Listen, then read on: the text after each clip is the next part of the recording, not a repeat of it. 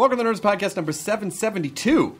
This episode is brought to you by Mozilla.org, the new Firefox. Fast for good. Mozilla builds products, technology, and programs that make the internet a little bit healthier of a place. Since using it helps Mozilla grow a healthier internet for everyone, you get to do good too and contribute. Learn more and download the new Firefox 2 times faster at Mozilla.org. What do you got on the Nerdist Community Corkboard? There's a group that messaged a few times. I'm fascinated by them. They're the Funny Music Project. They're a bunch of guys who decided they are just going to continuously write funny songs, which is a thing that I know we all know and love. And they just did their 1,000th song. Wow. Since forming, they have now done 1,000 songs. So that's a real milestone, and I'm amazed by these guys. So if you go to FUMP.com, you can go and check out the 1,000 songs that the Funny Music Project has written. And the website, there's a lot to take, but these guys are super talented, and it's pretty cool. It's very, very neat to watch somebody who's really doubled down and like, I'm gonna make a thing, and then I'm gonna make 1,000 things. Matt, what do you have anything coming up? December 30th at the Brea Improv, Talk Salad and Scrambled Eggs. I love that Brea Improv. And December 31st, New Year's Eve, Melrose Improv. NYE. Oh. Melrose Improv. Nice. Matt Myra, this episode of the podcast, I was pretty flipped out to have this person on. She is legitimately in my pantheon of idols. A big deal.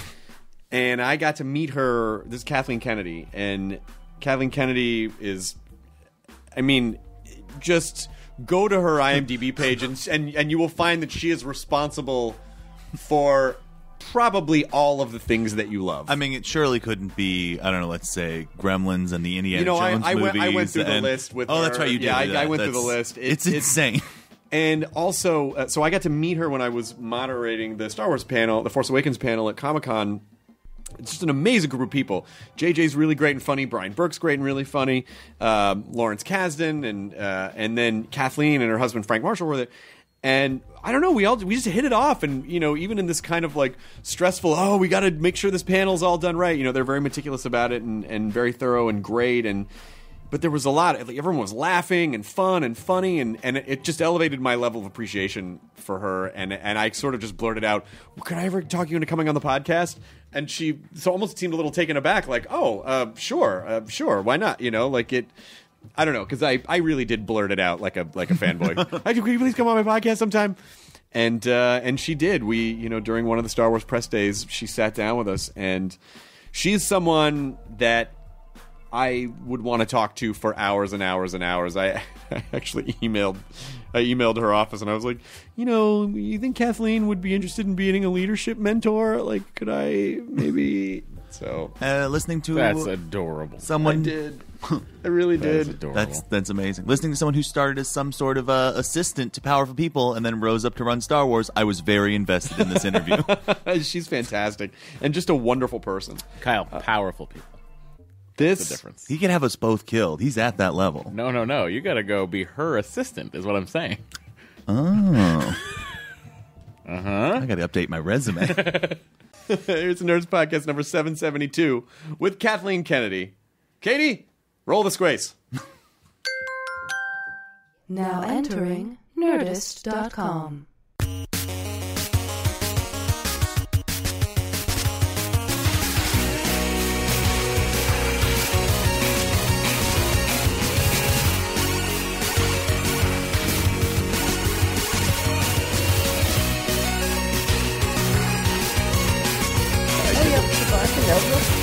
Hilarious. This is our guest book, and most of the people who've been on the podcast in the last maybe year and a half, 2 years have signed it, and it's pretty substantial. I mean, it's pretty intense. So there's barely any room left, but there's room for you. You're going to have to pick by the end. You can either sign on Billy Crystal's page or Tom Hanks's page. Oh, I'll sign on Tom's. You're going to sign on Hanks's page. You want to do it afterwards? Okay. Because what if you hate this and you're like, well, I'm not going to sign your stupid book, and then you knock the mic down and flip the table? Happen, okay. Chris. All right. I just want to make sure.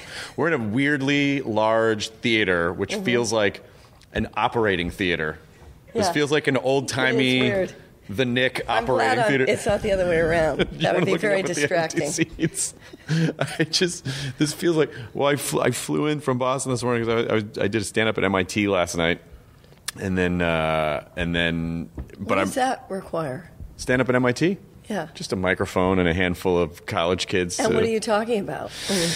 It's funny when you do a college. I had to carve out a lot of the more adult themes, and I don't mean like dirty. I just mean like I'm getting married next year. It's just like things that are outside their reference zones.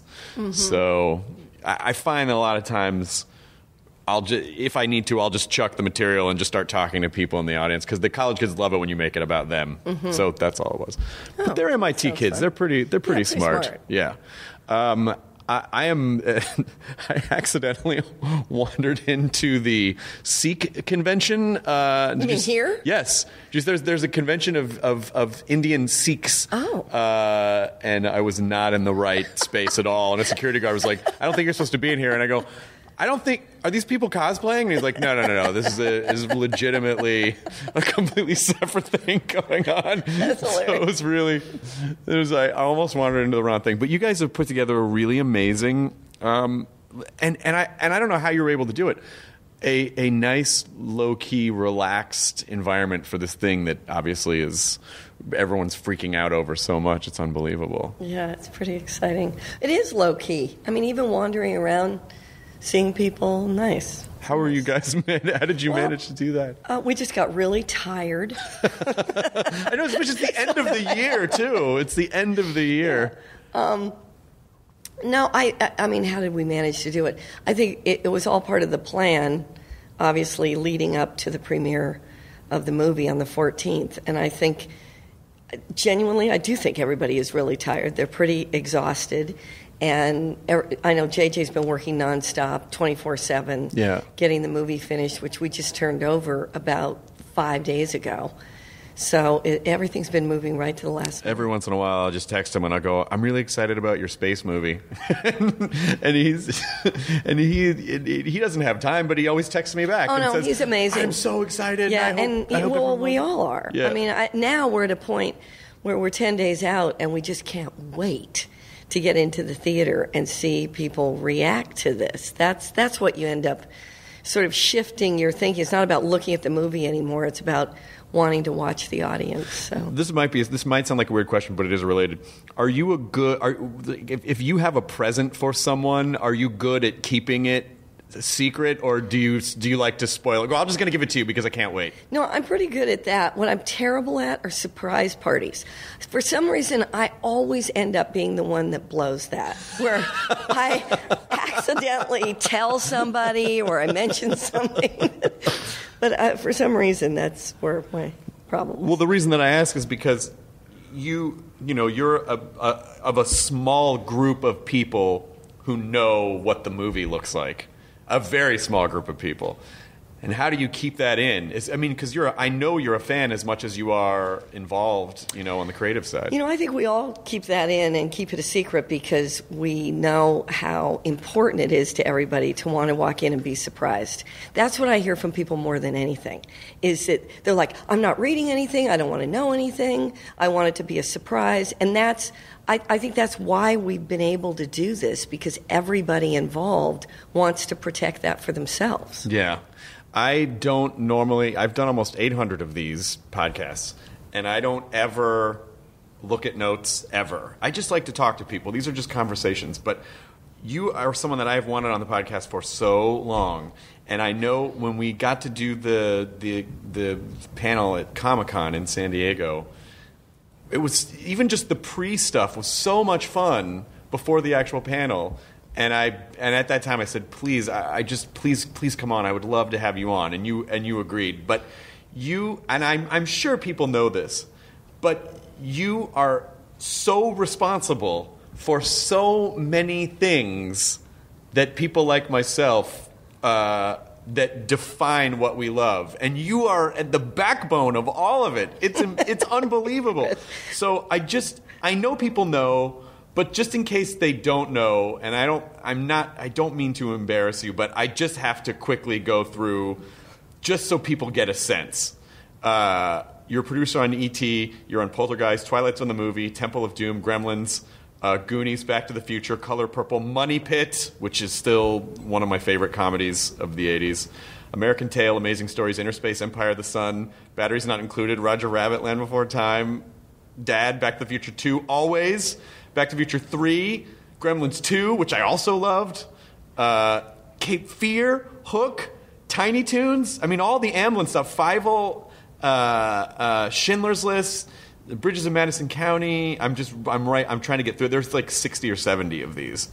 AI, Science, Jurassic Park 3, Seabiscuit, War of the Worlds, Diving Bell and the Butterfly, Crystal Skull. I mean, it just goes on and on and on and on, all the way up through Star Wars Force Awakens. I mean, that is... Do you understand how responsible you are for so much of our pop culture? Do you even have a concept? I do. Okay, the good. The only thing that is disturbing now is when somebody comes in and meets with me, and I'm really excited to meet them. I think, oh my God, this is a filmmaker I absolutely love, and they go, oh God, I'm so happy to meet you. I saw E.T. when I was 5. And then I get really depressed because it's like these living clocks, Sure. that sort of document time going by. But because I don't feel any different. I don't think anyone ever does, and that's, I think, the most important thing. You never... I mean, I get the same thing because I've been doing television since since like 1994, and people go, I used to watch you when I was in elementary school. I'm like, get out of my face. I don't appreciate your tone. Get off my lawn. Goonies is the one I hear about more than anything. It is amazing, the power of that movie. I don't get what it is, but people come in and they go crazy about Goonies. It's the perfect movie for a kind of an ornery kid. Mm-hmm. And it's the perfect movie for someone to show, like, it's a movie that parents could show their kids and go, this movie affected me so much, and we can all watch it together, and the parents still love it, and then the kids get to discover it all over again. There's also an interesting sense of independence.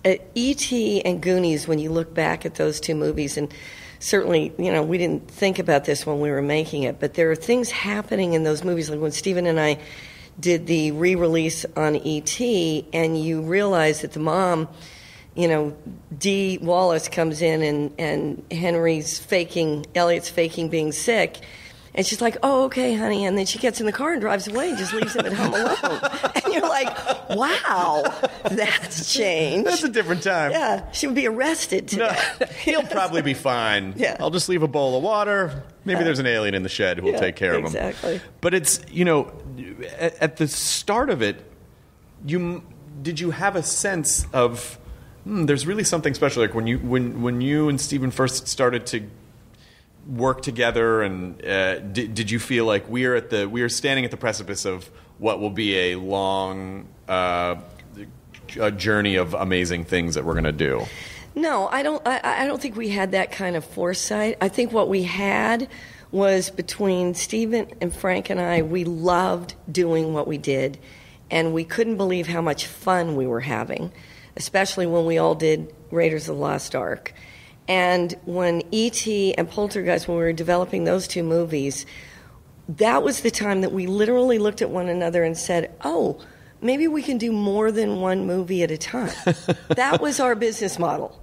Just one movie at a time? Oh, we were doing one movie at a time, but now we could do more. So let's start a company. Well, how do you divide your attention when you, especially in a business that I feel like is a lot of putting out fires, I assume. Yes. It's putting out fires, but so when you expand that exponentially, how do you then put out that many fires at once? Well, I hesitate to say that's all it is, and to me, the most fun I have is in the development process, putting the script together, casting, getting all the elements, figuring out the crew, who do we want to work with. So by the time you're making the movie and you're putting out fires, I don't really find that overly oppressive, and by then we've usually got a pretty good team of people that we're not dealing with that on a level that's too overwhelming. Right, but you guys have such a strong point of view, even because I know you worked on Twilight Zone, the movie, and I know, and you did the Kick the Can, you guys did the Kick the Can one, right? In nestled, that was a long time ago. It was, but I still love that movie, the Scatman Crothers, and so even that, as compared to the other ones, still had this really, I don't know, there's something about an Amblin production where you just feel like, I just just feel good. Like, it just feel good. Was that tone intentional? Did you guys get together and say, we want to create this kind of feeling? Well, I think that was inherent in how all three of us looked at the stories that we wanted to tell. And I think it was later that we identified that we were often attracted to hopeful stories. The interesting thing about Steven as a filmmaker, and he was really driving that company aesthetically, is that he is not cynical. There really isn't a cynical bone in his body. And it took me a while to realize that how genuine that was, that is how he sees the world. Yeah. And I think that's what's reflected and what people now look at and say were Amblin movies, because it captured that sensibility. It captured a sense of innocence. The world was a safer place to be, certainly, than it is now. Sure. All of those elements kind of infuse their way into the choices we were making about the stories we wanted to tell. We never set out to say we're going to develop an Amblin movie. We have a template for what an Amblin movie. It was only in retrospect that people started to identify what we were doing as being a genre, in a sense. When you first started working with Steven, am I getting this right? Were you supposed to be his assistant? I was his assistant. You were his assistant. Mm-hmm. On Raiders? Well, it started on 1941. Right, okay. And then at what point did he just say, all right, I need you to do more, I need you to... Well, we were developing the treatment on E.T. And as I said, we were also doing Poltergeist at the same time. And that's when he said, well, why don't you produce this one? And it was a $10 million movie. There's people who go, oh my God, you did E.T. But it was a $10 million movie. It's a little movie. And it was sort of perfect as a stepping stone. And little did we know that this was going to explode into this big thing. But to go from that to all of a sudden producing, even though you say it's a $10 million movie, producing a film is still producing a film. So how did you approach it, and how quickly did you learn what to do? If you back up, I had gone to film school. I was a camera operator. I worked in news. I did lots of sporting events. I'd been around production. In San Diego, right? In San Diego. Yeah. So when I came up to Los Angeles, I started working with John Milius, and then that's how I met Steven, because they were sharing a building. He was at one end, and Steven was at the other end, and I was sort of in the middle. And while he was doing 1941, he would often give me these production projects. One of the things he wanted me to do was organize all the special effects for the movie, which I did. I'd gone actually up to his house. I was sort of freaked out because he asked me if I would, type up all his notes and everything, and I wasn't a very good typer, so I didn't want him to see that I couldn't do that. So I said, why don't you just give me all your notes and I'll take it back to the office and put it together. And he did. He gave me all these little scraps of paper that he had done drawings on and written notes on. I went back to Amblin. I spent the weekend really, pouring my heart and soul into making these little booklets and getting everything all ready for the production meeting. And he ended up being so blown away by what I'd done to organize it that he was like, I'm going to give you more things to do. So that ended up really being my foray, if you will, into getting to know him and starting to work with him. And very quickly I just segued onto Raiders of the Lost Ark, because that was going to be his next movie.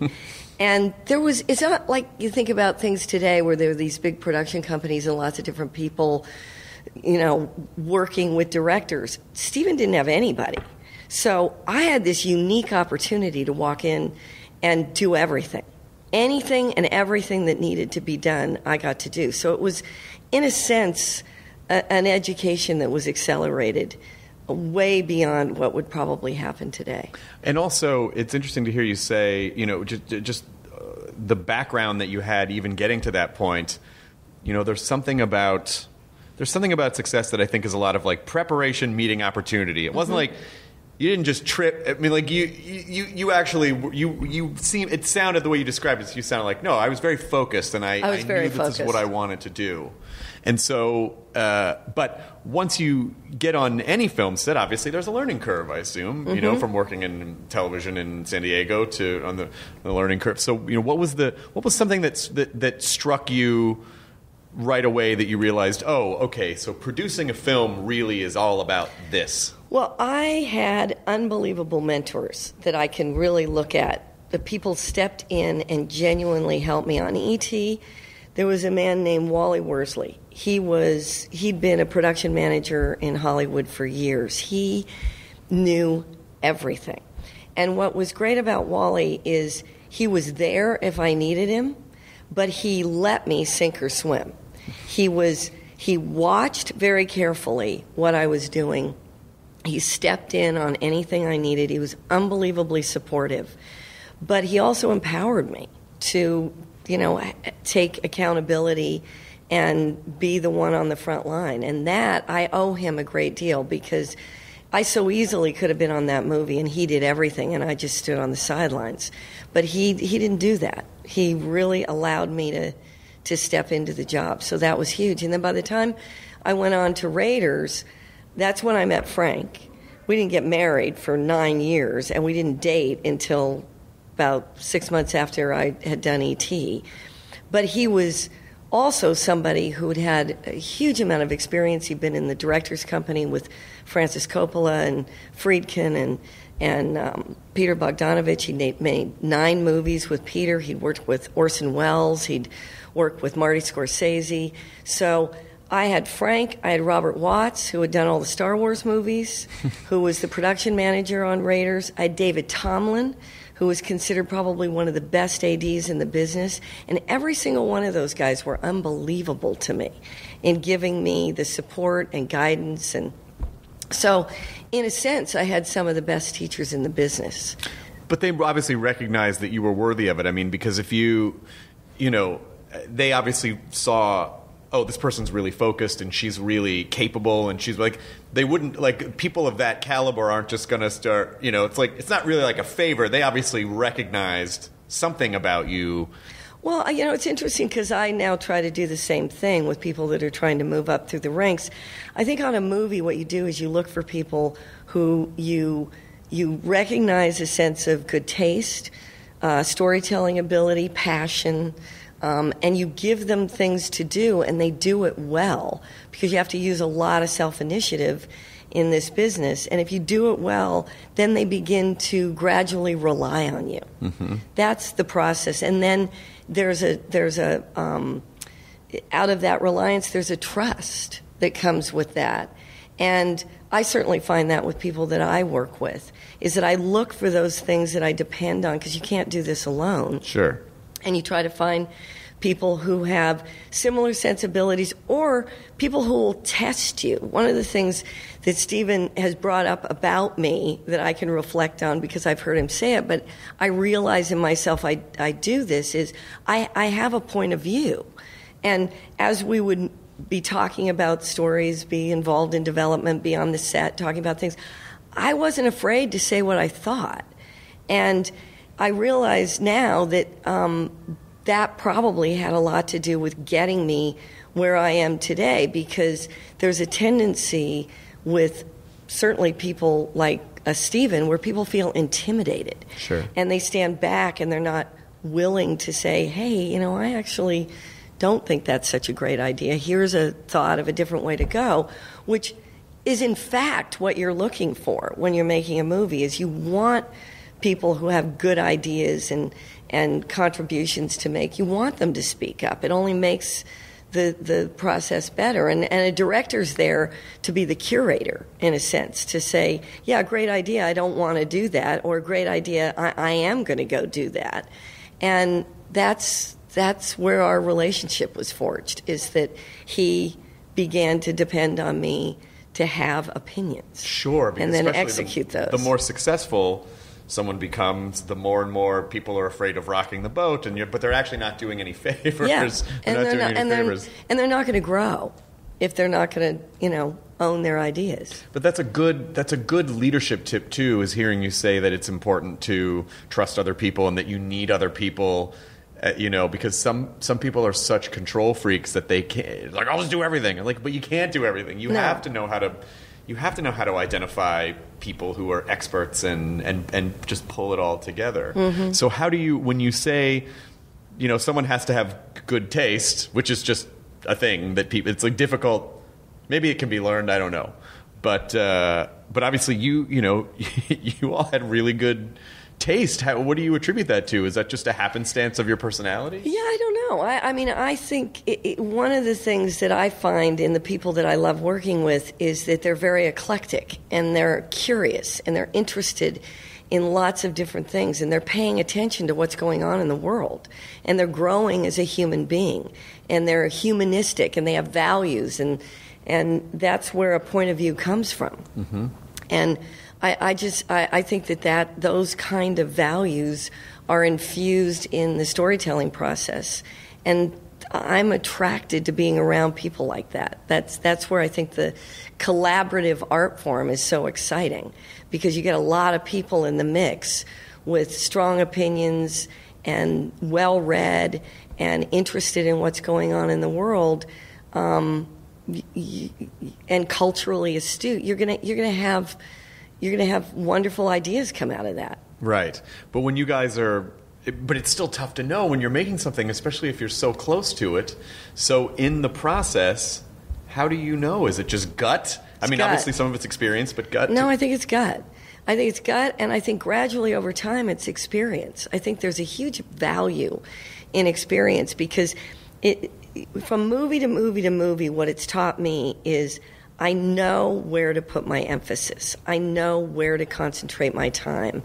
And I increasingly have learned where I can let others take the burden of certain responsibilities, because focusing in on certain areas of the creative process become really, really important. And you want to devote as much time and energy to that as you can. What do you think is your best asset as a producer? I suppose communication. I love getting to know the director, getting to understand a vision, understanding how to help people translate and execute what somebody's trying to visualize. Mm-hmm. That's oftentimes hard to articulate. And I think that's something I enjoy doing. And I enjoy the process of understanding what that is and then extrapolating from that and finding a way to help communicate it to a large group of people that have to execute a vision. Is there anything that is there a story that you can think of that maybe is tied to a film where you thought, in this one movie we really wanted to do this, and we were really bummed that we couldn't do this thing for whatever reason, but in the end it was actually better that we didn't, because, the movie ended up being perfect the way that it was? I'll tell you, in the broadest sense, I think what's interesting is Steven, I watched put limitations on himself after 1941.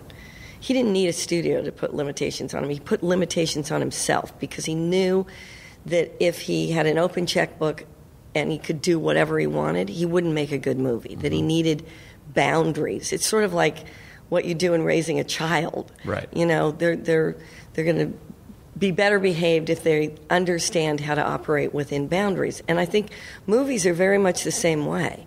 I think however the process is that you begin to create boundaries and you are forced to identify simple ideas inherent in storytelling. That obvious question you ask all the time, what are we trying to say? What is this about? Is the hardest question to answer every step of the way that you're making the movie. What is this about? What is this scene about? What is this story about? You literally have to say that out loud. And I find that that's, often a process involved financially. You never have enough time, you never have enough money. It doesn't matter how big the movie is. You're always trying to pull it into a framework. And I think it makes it better when you can do that. Sure. I think every movie improves from that process. Yes, because the boundaries force you to be creative, too. That's exactly always what force said. you to be creative. If you have all the money in the world, you can just throw money at stuff, then it won't be good. You're just wasting money. But so through the process, when you're saying, what are we trying to say? What are we doing here? Can that answer change? Is that okay if that answer changes? Oh, I think it should change. I think every idea, if it's going to get better, needs to constantly be evolving. It's an organic, living, breathing thing. It's good, to have storyboards or animatics or previs or whatever it is you want, but if you just use that religiously and you stop the creative process once you start making a movie,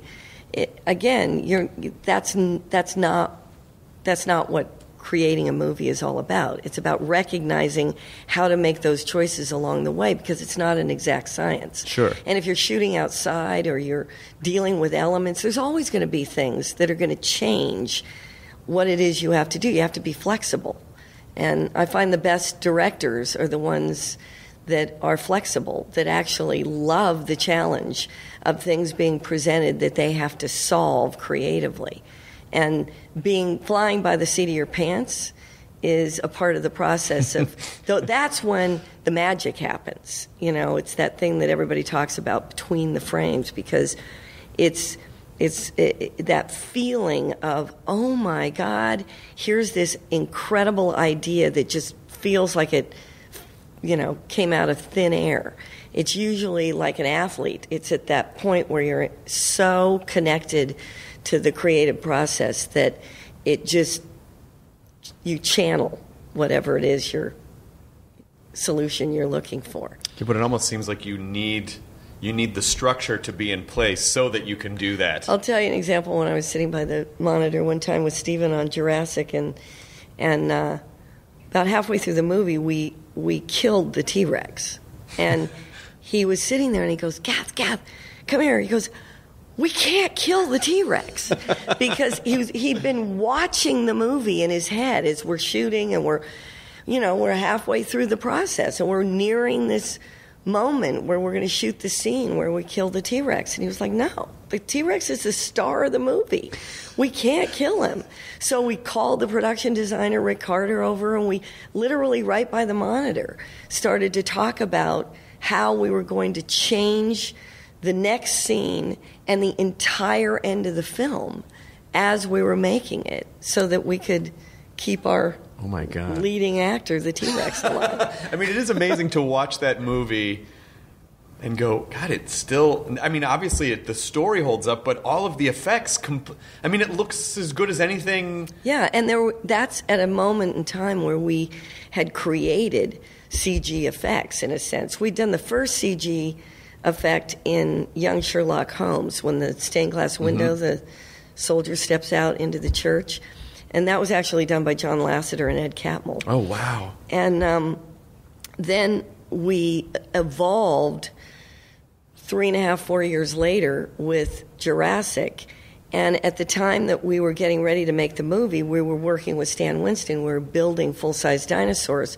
But Dennis Murin at Lucasfilm ILM was realizing that this new technology was making things more and more possible inside the computer. So each month we were saying, well, Dennis, how many shots do you think you could do? And at first he was like, I think I can do 14. I was like, okay, we'll take those 14. And then over time it grew, and I don't remember the exact count, but I think there's approximately 90 shots in the whole movie. Everything else is puppeteering and full-size dinosaurs, but it's a movie that feels like it's a big effects movie full of, 1,000 CG shots, but it's in fact under 100. And they're just in the right spots to carry you through. The thing that was great was we used the computer to do any movement that we just absolutely couldn't physically do. So when the raptor jumps up on the table in the kitchen, that's a CG shot, but everything else is puppeteering. Oh, wow. I mean, it's the perfect mix. And even back then, I'm sure they must have realized, like, well, if it's too much CG, it's gonna... No, because we didn't have an idea of what that was. We didn't even know if it was going to look good. So what are you going on at that point? Just like, well, we'll just cross our fingers. I mean, everyone seems to know what they're doing. We were hoping. That was a scary proposition. But we did have full-size puppets and full-size dinosaurs, and we had other options. But everything about the CG process, we were literally... It was all unfolding as we were making that film. So, is there a movie that ended up becoming something completely different than what you thought or had intended from the beginning? Or were you guys pretty clear all the way through about each one? I think we've always been fairly clear. The execution is always something I find exciting when you open a script and you say, oh my God, how are we going to do this? But by the time you're shooting, we usually had a pretty good idea of what the execution would be. Is there a movie that is particularly personal for you that you love, that you gravitate toward? I think probably E.T., because it was the first thing I had produced on my own. Everything about that still resonates with me. So I hesitate to compare because they're all different experiences, but that one probably the most. It's so interesting to think of a time where someone didn't go, well, I guess let's make 3 of these. You know what I mean? Or like, let's just keep making these forever. It's just like, it stands alone as this perfect movie. And it's interesting because there were a lot of conversations later on where people have in the studio have approached Steven and said, would you ever make another E.T.? And that's the one that he says over and over again, never. Yeah. That is on its own. It will always remain on its own. Because it's just a special, perfect thing. I mean, I don't even know what you could tell about that. Again, it's not like a continuing saga, really. No, and it was so personal for him. But you did get to see the ETs. There was a scene in one of the Star Wars, and it was it Attack of the Clones? There was one where there was basically the big Senate scene, and there were little aliens all in the background. Yeah. And there seemed to be like a few of them buried in there somewhere. Maybe George was paying homage to Stephen with that. I don't know, but they're not. E.T.'s not in the set. No. But let's not go there, Chris. No, okay. I'm sorry. Well, that's because so that brings me to it's like a movie like Roger Rabbit, which I still hold as. I mean, I know with Wreck-It Ralph they did it a little bit in terms of like crashing a lot of IP together, but the legal marvel of Who Framed Roger Rabbit is so unfathomable in today's climate. It is very When I look true. back and I go, how did they get Daffy and Duck? How do you make that movie? It's funny because I don't think anybody was struggling with that then. I mean, now all of that has become so much more complicated on the big business side of movie making, but when we were doing that, that wasn't our focus. The real focus was how were we going to technologically blend these animated characters into live action. That was what everybody was focused around. And how did you start solving that problem? Well, again, I mean, that's Bob Zemeckis, just brilliance. The thing that I think Bob, and he still is doing it, the more complicated something can be, the more excited Bob gets. And the more somebody says you can't do that, he wants to figure out how to do it. So that, again, was a process much like Jurassic Park, where we started down this road of trying to figure out how we were going to do the execution with ILM. And we were making it up as we went along. We didn't really know. And thank God the studio with Jeffrey Katzenberg and Eisner at the time they were supportive. They really, really, took a flying leap and said, we'll let you try to figure out how to do this. About halfway through the movie, we had to explain that it was far more complicated than we thought and ended up being twice as expensive as we thought as a consequence. But they they hung in and supported us. It was so worth it. I mean, just jumping around a little bit, but I did I always go to Halloween Horror Nights at Universal. Mm-hmm. And I'm saying this because it's important to the story, but they gave us a guide to sort of go around so we could go through everything really quickly, which is a pretty spoiled but fun way to do it.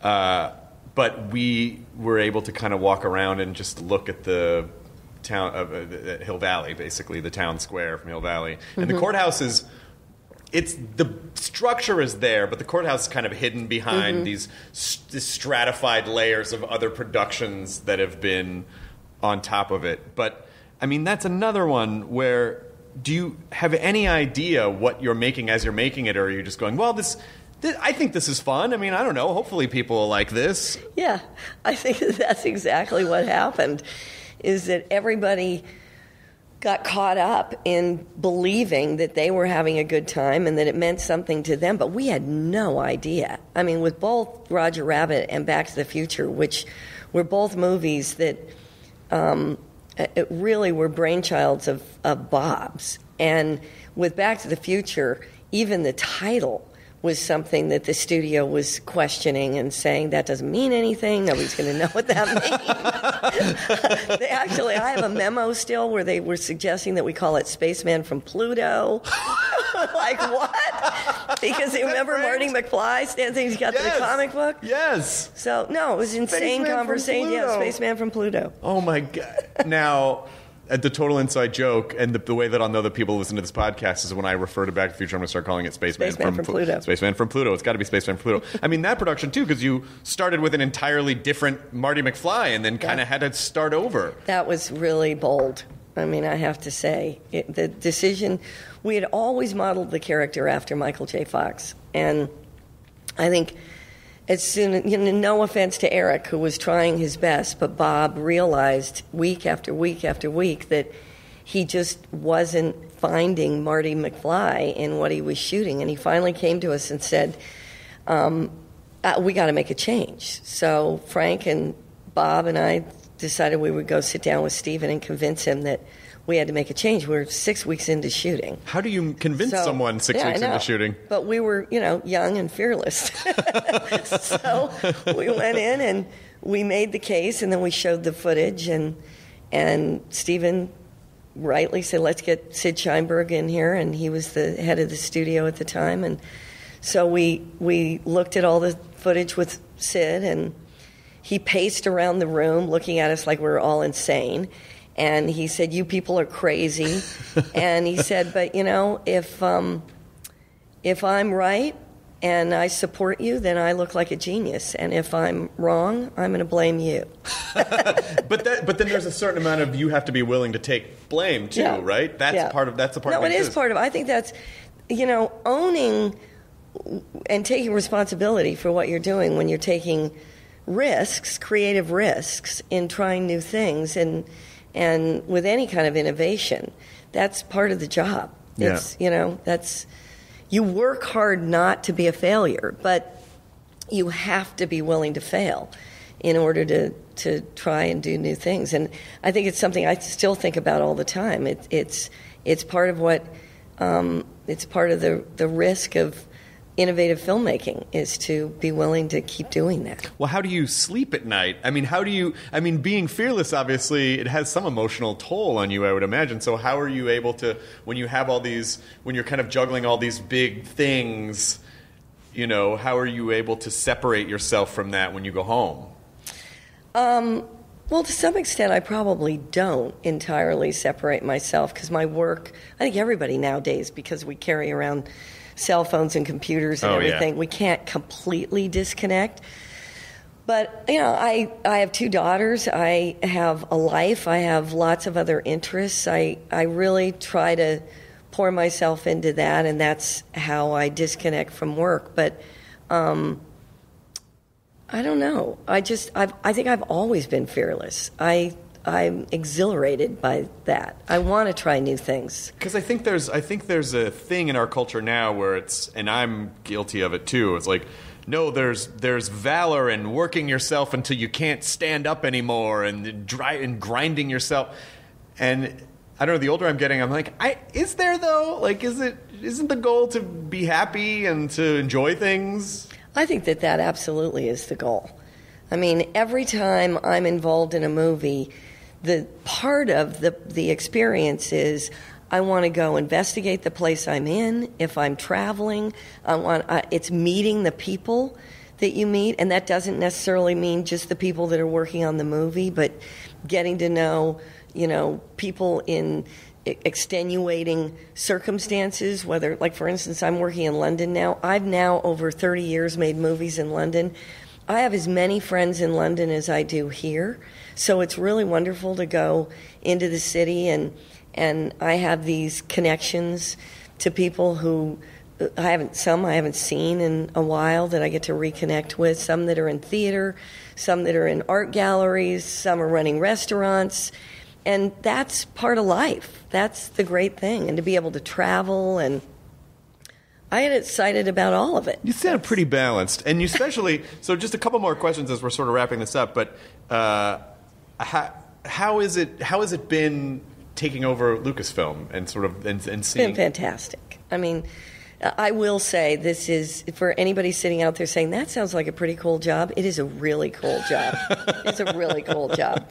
And I got very lucky, and I walked in with some amazing people that were already there, because George had a thriving company, and now that the Disney company has bought it, it's thriving on steroids. I mean, what we've been able to do in a relatively short amount of time, because they've been so supportive and so willing to give us whatever resources we want and need. And the fact that I get to sit in meetings and talk about games that are being developed, I get to talk about the theme parks that are being developed, I get to be involved in the creative process with those. Consumer products was thriving inside Lucasfilm already, and it's even more so inside Disney. So our executive team, every time we get together, and we have this group of people that are about 35 people, where one of the things, I don't come out of corporate culture, so I don't necessarily look at this as lines of business. That's actually a term that I've learned in the last 3 years. To me, everybody in the room should have something to say, whatever it is. I don't care if somebody in ILM is commenting on something to do with the game, or somebody inside the story department is commenting on animation or commenting on the feature we're about to make. The great thing is that everybody in that room has a contribution they can make, and we just pool ideas. We even created the development department so that all the people working in development touch everything. They sit in a game meeting, they sit in a movie meeting, they sit in an animation meeting, they sit in a parks meeting. So that way, the people who know what we're doing with the saga films, for instance, or the standalone films, they can sit in a game meeting and they know what we're doing. It's not like, that's the development department that does the movies. I don't know anything about that. Right. They know. They've been a part of those discussions. So I find that that's how I make movies. So I've sort of taken all the structure and the model of how I tend to set up a movie, and I've just applied that to how to run the company, and it's proved to be really wonderful. Well, lastly, what are you most excited about? I mean, are you excited for Force Awakens to come out? Are you excited for that to happen so that you can then get into the saga films and the rest Right now, I'm unbelievably excited to have Force Awakens open, because just being able to go sit and see it with an audience, just like everybody else, I want that sense of community and excitement in seeing that movie and sort of witnessing the fact that Star Wars movies are going to start to get made again. I think so crazy. That's just so fantastic. Yeah, someone said to me, like, where does it... I mean, are you worried with more... I go, worried? Why would I not want more of a thing that I love? Yeah. Like, why would I not want a ton of that? So No, and the amazing thing is, every single person, I don't care what they're doing in the process, comes to this as a fan. So you get this incredible passion from every single person that's making a contribution. So how can it fail? Yeah. It can't fail. Well, you guys have done everything right as far as I can tell, and I'm super excited. I just bought a BB-8 wallet at a GameStop yesterday because I couldn't stop myself. I bought this Akbar shirt yesterday. I'm like, good. I'm just buying Star Wars stuff. I can't stop. No, I have to admit, I was in Venice about 3 weeks ago, and I walked by this window, and there's this really cool Death Star T-shirt, and I went in and bought it. Yeah, you were rocking a pretty cool Vader thing at Comic-Con. Yeah, this no, year, I like which is that. Pretty, Yeah, pretty that's rad. Is there... Maybe this is outside of something. I don't know if you know about this or care about this, but is there going to be another Gremlins movie? Because there's like tittering. Stephen and Dick Donner keep having a conversation about it. So Wasn't Zach Galligan at some sort of a thing and said, I think there's going to be... They keep talking about it. I don't know, maybe I'll go in and say, bring it into Lucasfilm and we'll get it made. Oh, that's fantastic. Well, this is so wonderful to sit down and talk to you. Good to talk to I you too. legitimately hope... Did you ever write a book? No. I really hope you do at some point, because I really think that... I know people know who you are, but I think the way that you seem to do things time and time again, and the balance that you seem to have, I believe you're such an amazing role model that I really hope that you share the wisdom of what you've learned with people in a larger sense, because I think it would be very beneficial. Well, so thanks. I don't know, maybe you thought about it, just something to think about. But All right. I'll think about that. all right, I'll definitely. Think about that. I feel like you're a little busy at the moment. Yeah, but I was when you're going to not say doing that, it's not something I can really turn my attention to right now. but at some point. Yeah. Thank you so much, Kathy, for Okay. being here. Enjoy your burrito, everyone. Good to talk to you. You too. Okay. Now leaving Nerdist.com. Enjoy your burrito.